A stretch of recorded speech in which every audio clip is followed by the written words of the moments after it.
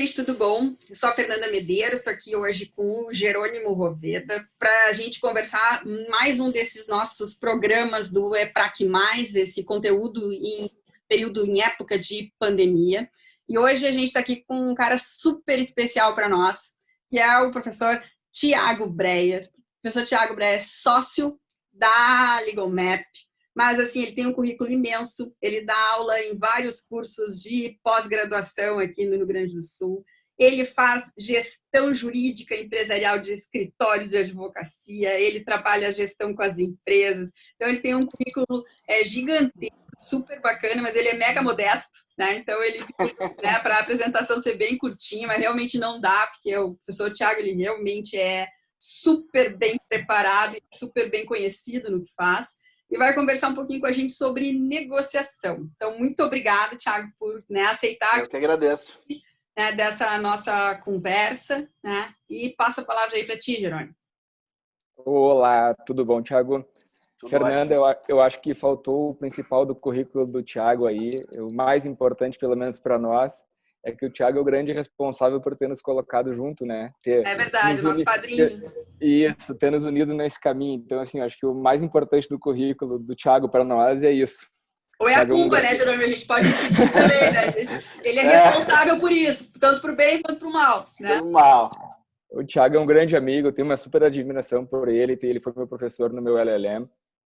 Então, além de ter esse carinho como pessoa, eu tenho uma admiração especial pelo profissional que ele é.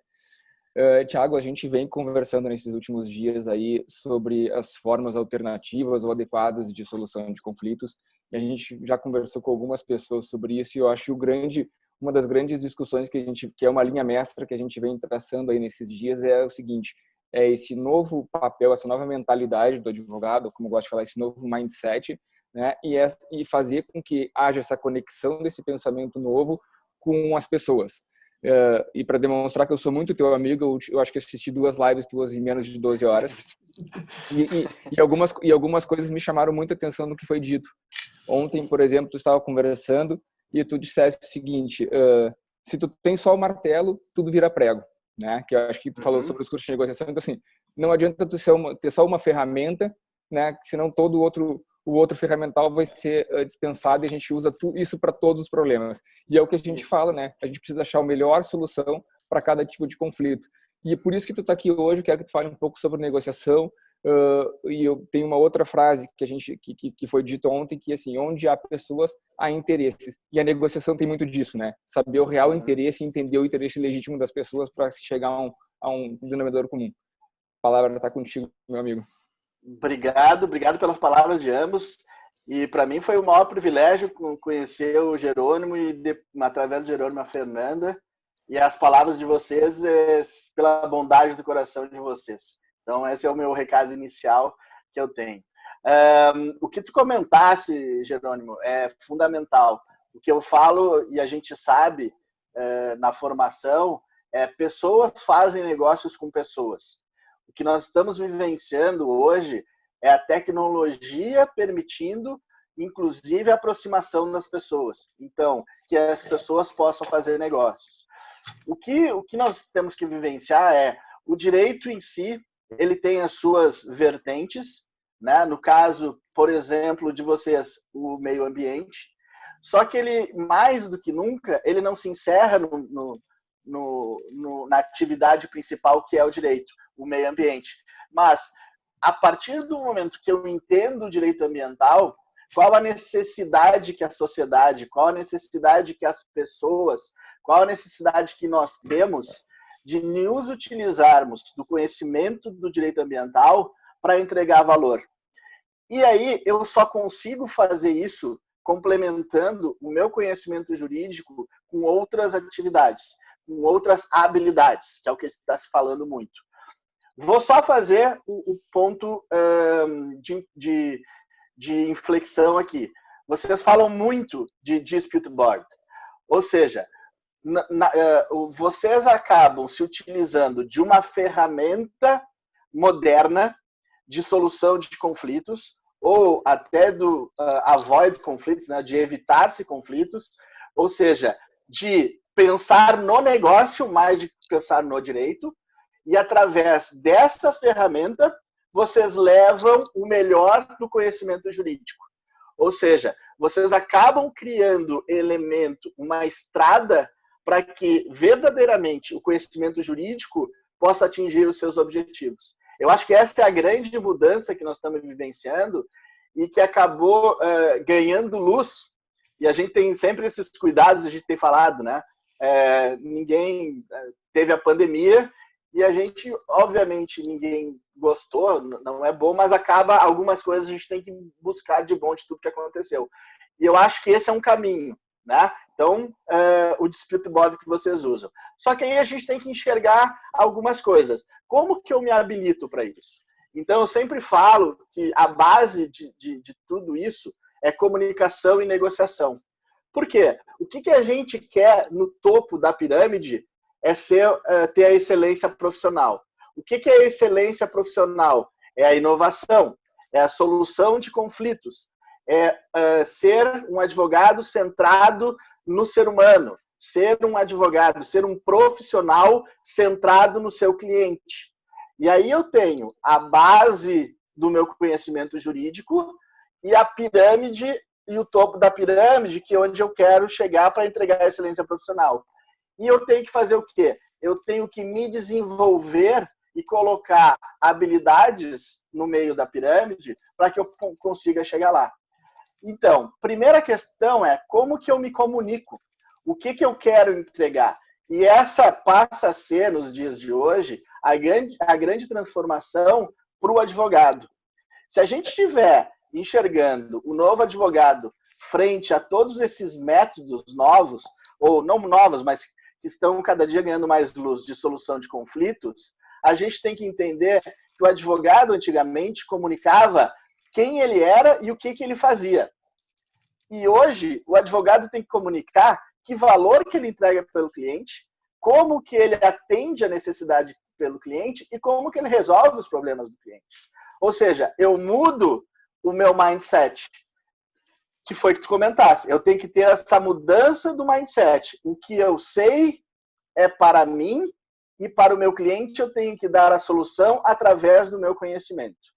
E aí a gente entra no segundo estágio que eu tenho falado, que é eu mudei o meu modelo mental, mudei o meu mindset e agora eu tenho que entrar na fase da execução, mudar a minha forma de agir, mudar a minha forma de executar a minha nova, o meu mindset atual. Ou seja, essa nova forma de pensar, eu tenho que levar à prática. Eu tenho que realmente executar isso.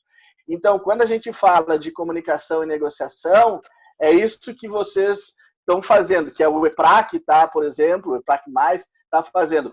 Eu estou construindo uma estrada que me permita fazer o quê? A conexão entre o meu conhecimento jurídico e a necessidade do meu cliente. E aí eu consigo, fazendo essa conexão, entregar um melhor produto e mais do que ter soluções ou resolver problemas, é olhar lá para frente. Ou seja, o negócio do meu cliente segue firme e forte. Então, além de eu resolver o problema, eu ainda mantenho a responsabilidade social, mantenho a sustentabilidade do meu projeto. Ou seja, quer algo mais fantástico do que isso, principalmente para quem enxerga o meio ambiente como algo fundamental, como vocês que tanto defendem, então eu tenho a sustentabilidade. Então, comunicação e negociação passam a ser elementos primordiais para que eu consiga fazer essa conexão do interesse do meu cliente e do meu conhecimento. Thiago, até vou pegar um gancho aqui para dar uma provocada aqui na nossa conversa.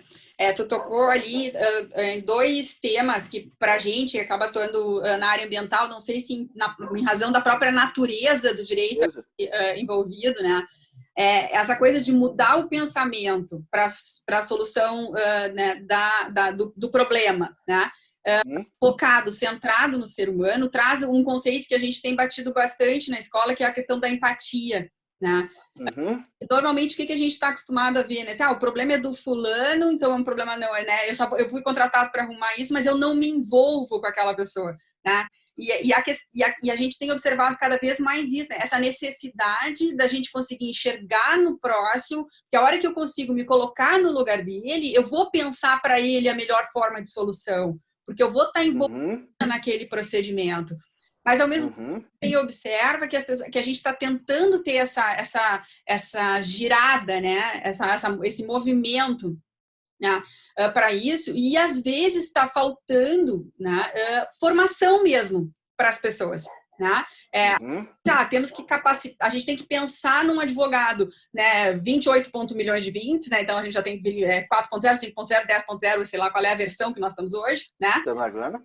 Eu quero ter esse novo profissional da área do direito, mas ao mesmo tempo eu cobro dele essa postura e eu não estou, né, fornecendo para ele condições para desenvolver essas capacidades e essas habilidades. Não sei se eu estou enxergando, se eu estou sendo muito crítica, Thiago. Não.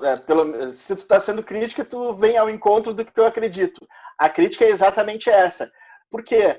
Porque existe um distanciamento muito grande se eu não crio essa empatia. E a gente tem que ter o cuidado de não deixar a empatia simplesmente como uma palavra de PowerPoint, que eu chamo. Ou seja, nós temos que criar empatia. Ok, mas como que eu vivencio essa empatia? Então, o mais importante é a gente achar elementos para que, no momento em que eu entendo que eu devo realmente, que empatia é algo importante, como que eu vou, da melhor forma possível, vivenciar a empatia do meu cliente, sem, obviamente, fazer mudança de papéis, porque eu tenho que ajudar ele, mas para poder compreender qual é a necessidade dele e quais são as dificuldades que ele está enfrentando. Esse é o grande desafio. Muitas vezes a gente diz, realmente eu tenho empatia, no mundo lá que a gente aprende, né, e que na mediação, na negociação, a gente desaprende, né, o famoso desaprender, eu sei como tu está se sentindo. Não sabe. Eu tenho que tentar, de alguma forma, vivenciar o que ele está vivenciando para minimamente acreditar ou saber o que ele está passando.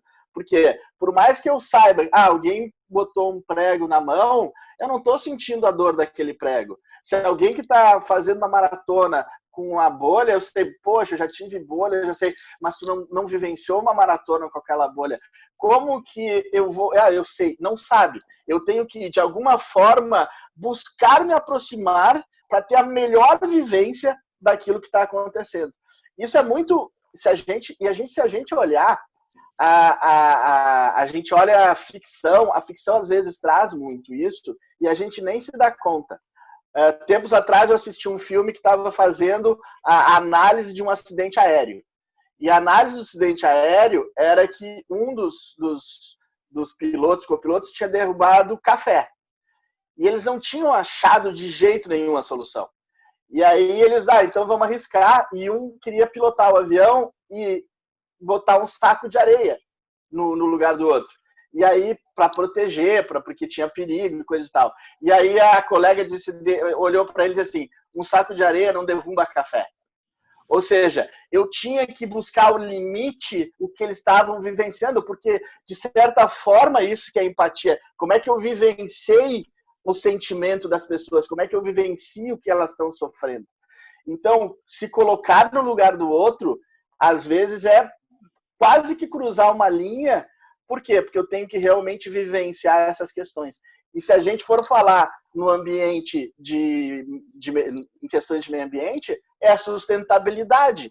Então, eu tenho que enxergar ao máximo o que eu vou sentir se eu não estiver entregando, se eu não estiver com o meu pensamento vivenciando sustentabilidade, que é fundamental.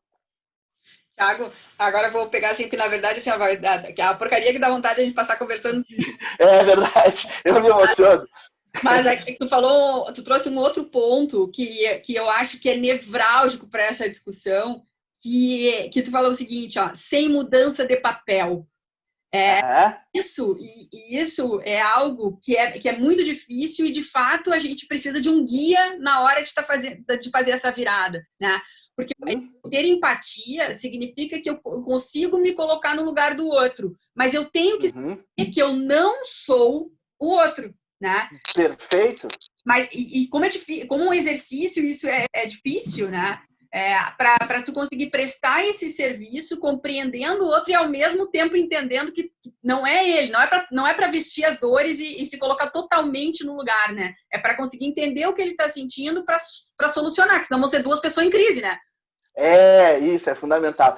Isso eu confesso que eu levei muito tempo e graças a Deus, eu tive excelentes chefes, líderes, professores na minha carreira. É aquele negócio que tu olha e diz assim, cara, o que aconteceu? Deu alguma coisa errada? Tu sobe lá, vai falar e ele, senta, Thiago, quer uma água? Ou seja, a pessoa realmente entende a tua dúvida, tá com um problema, mas ele não pode entrar na tua energia. Por quê? Porque é ele que tem que te dar o centro para te achar a solução. E muitas vezes a solução, se a gente está falando centrado no cliente, a solução vem do cliente. Se a gente fala de negociação, se a gente fosse chegar na mediação, por exemplo, a solução é do cliente, é do ser humano. Então, muitas vezes o meu papel é levar serenidade. Por quê? Porque não sou eu que vou conseguir dar a solução se o meu cliente estiver em crise. Então, quando eu assumo o papel dele, fica duas pessoas em crise e ninguém enxerga nada. É o famoso, né?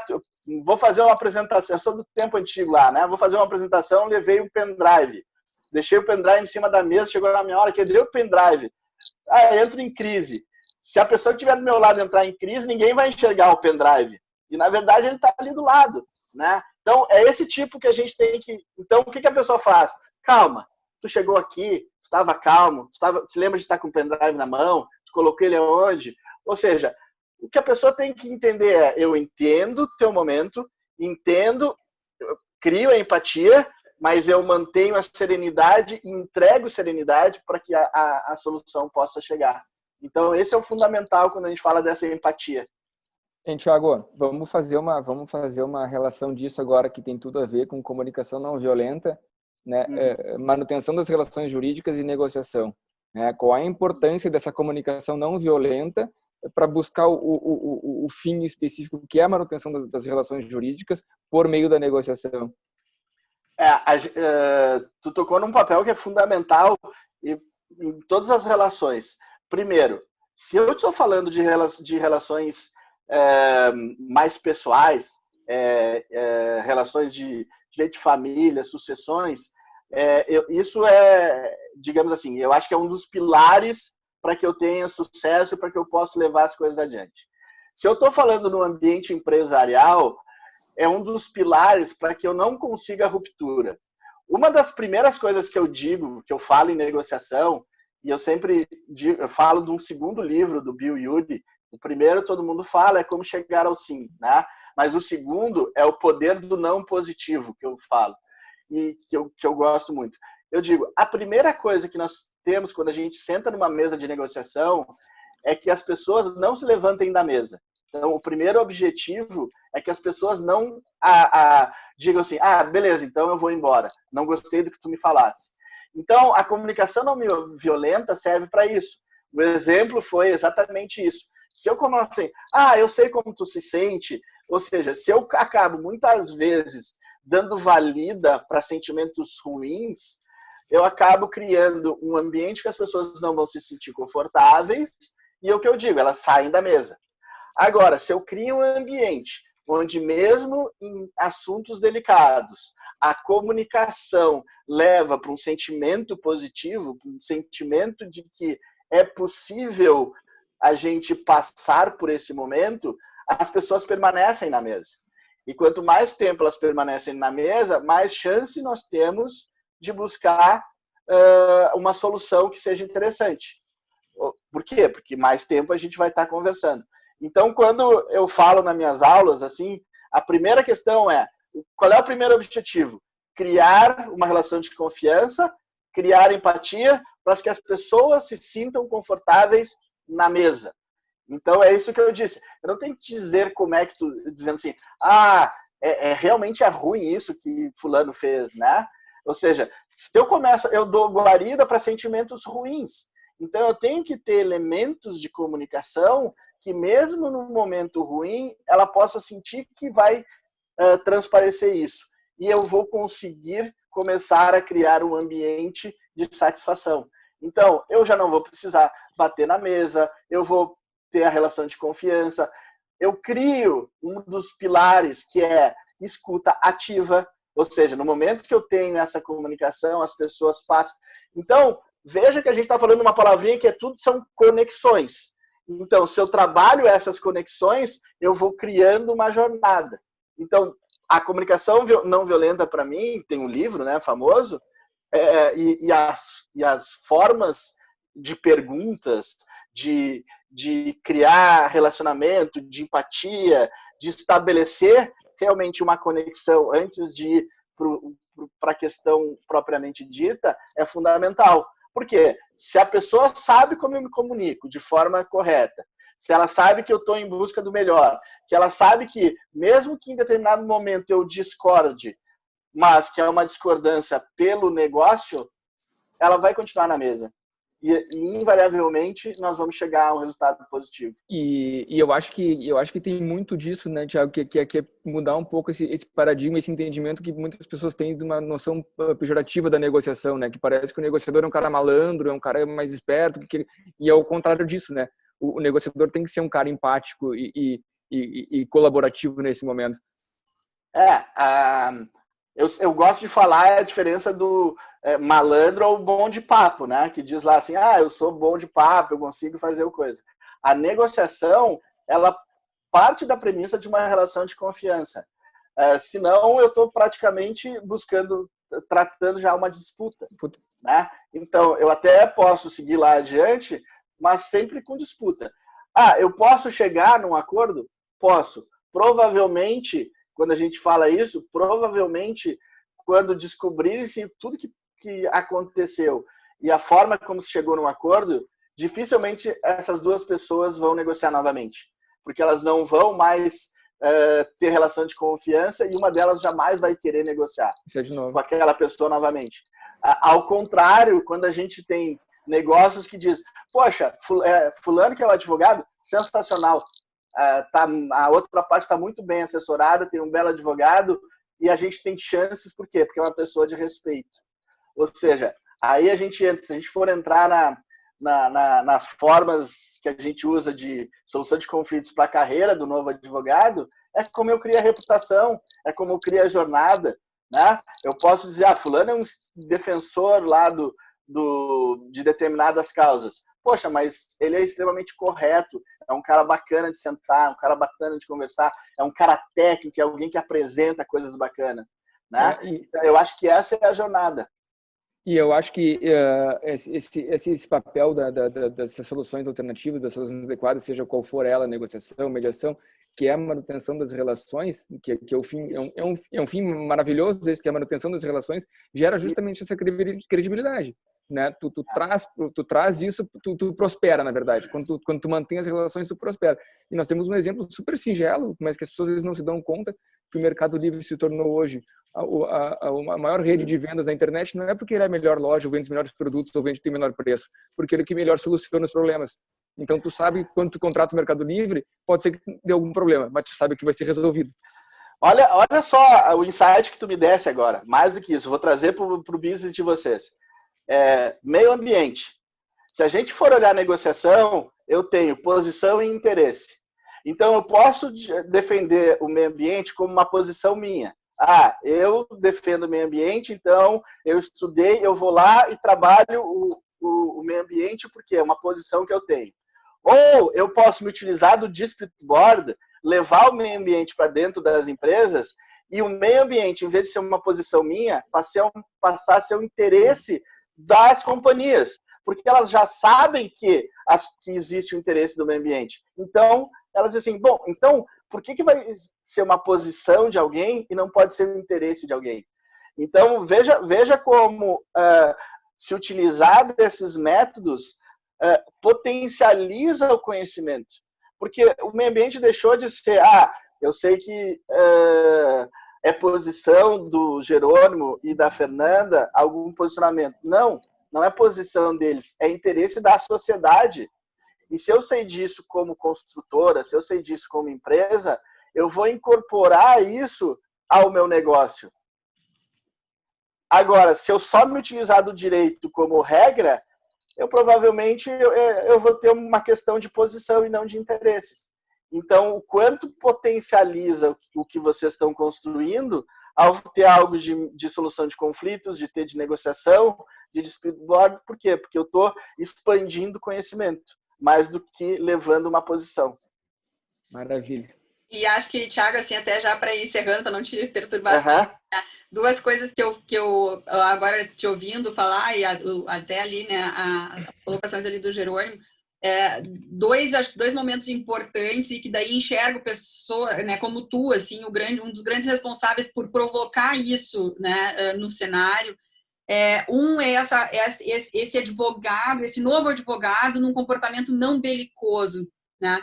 A gente senta com determinados colegas para conversar, parece que ele incorpora a guerra e aí esquece que ali são dois técnicos, né, falando com domínio de conhecimento jurídico sobre alguma coisa, e que se essa conversa ela for gostosa, ela for respeitosa, né, ela for bem articulada, eu chego muito mais fácil à solução do que eu olhar para o lado e enxergar, saber aquelas coisas das ordalhas, um campeão em duelos, né? Então, assim, eu estou aqui só para brigar, né, com o outro, né? Que, na verdade, um outro profissional como eu, que está ali do outro lado, né? Cada um, obviamente, defendendo aquilo que acredita, enfim. E a outra coisa é agregar valor, né?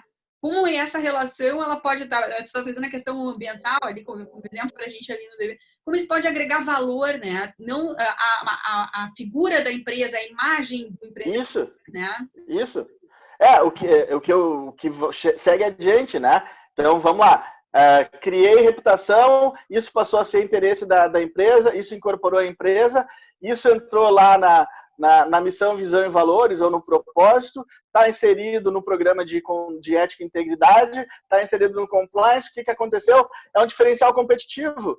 Então, no momento em que eu transformo, e aí, olha só, no momento em que eu transformo o meu conhecimento de direito ambiental em vantagem competitiva, eu sou um profissional disputado no mercado, eu tenho um escritório que as pessoas querem. No momento em que eu transformo o meu conhecimento em algo positivo, eu sou alguém que diz assim, bom, se der algum problema a gente vai lá, mas eu não vou trazer isso. Só que aí, é isso que nós estamos dizendo, eu não criei vantagem competitiva. E aí, se eu não criei vantagem competitiva, eu não sou mais necessário no mercado. E aí o que acontece? São esses profissionais que vão ficar no caminho.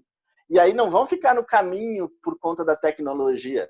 A tecnologia foi algo que fez, mas vão ficar no caminho porque não construíram essa estrada, não fizeram essa conexão. Então, eu acho que, de resumo aí, com o insight do Jerônimo, eu acho que esse foi o fundamental. Criar essa conexão e levar esse diferencial competitivo. Perfeito esse teu final, Thiago, perfeito. Eu estou de pleno acordo agora com esse final. É verdade, porque, vamos lá, vou trazer um pouquinho para a tecnologia que todo mundo fala, que provavelmente tu escutou lá que eu falei. A questão não é a tecnologia, a questão é se eu estou entregando algo que o meu cliente quer. Então, o meu cliente não quer que eu diga, que eu estabeleça a minha posição sobre o direito. Ele quer que eu crie valor para a minha empresa através do direito. E se tu faz isso, é fantástico. Só que tu não consegue fazer isso só com direito. Tu vai ter que comunicar ele, tu vai ter que negociar com ele, né? Porque é uma negociação, né? Então, assim, tu vai ter que negociar em bons termos, usar da comunicação não violenta. E olha só, nós saímos lá do direito ambiental e chegamos lá numa vantagem competitiva. Ou seja, é realmente a transformação do direito em vantagem competitiva. Todo mundo vai olhar. Como que esse cara conseguiu, através de um escritório de advocacia, ter vantagem competitiva estratégica? Fazendo uma analogia, né, Thiago? É a mesma coisa que vender guarda-chuva em dia de chuva, ou tu ter um aplicativo que te diga quando é que vai chover e te lembra de pegar o guarda-chuva. Opa, fantástico. É exatamente isso. Bom, agora nós fomos lá para a proatividade, né? O que é a proatividade? É perguntas positivas antecipando necessidades. Então, o que tu está fazendo? Está antecipando uma necessidade e dando a solução para quando isso acontecer. Proatividade. Tu acabou de dar o conceito de proatividade. Ou seja, mais um dos elementos de uma boa negociação ou de uma comunicação. Maravilha. Tiago, muito legal. Obrigado mesmo. É que os insights vêm de pessoas bacanas como vocês, aí a gente se entusiasma. Não, mas a gente vai ter bastante tempo ainda, né? Muitos projetos pela frente contigo. Para nós, assim, é realmente uma alegria, né? Como o Jerônimo bem colocou ali no início, né? Tipo, tu pra gente é uma pessoa realmente super especial. Provavelmente, se não fosse tu, a gente não estaria junto. Provavelmente não, né? Talvez demorasse mais um pouco, mas eu acho que não estaria mesmo. Então, fico mais feliz ainda. Ganhei o mês inteiro já agora, não foi nem um dia. Tá, muito obrigada pela parceria de sempre, então. Eu que agradeço. Obrigado, um beijão, um abração. Beijo, fica bem. Tchau.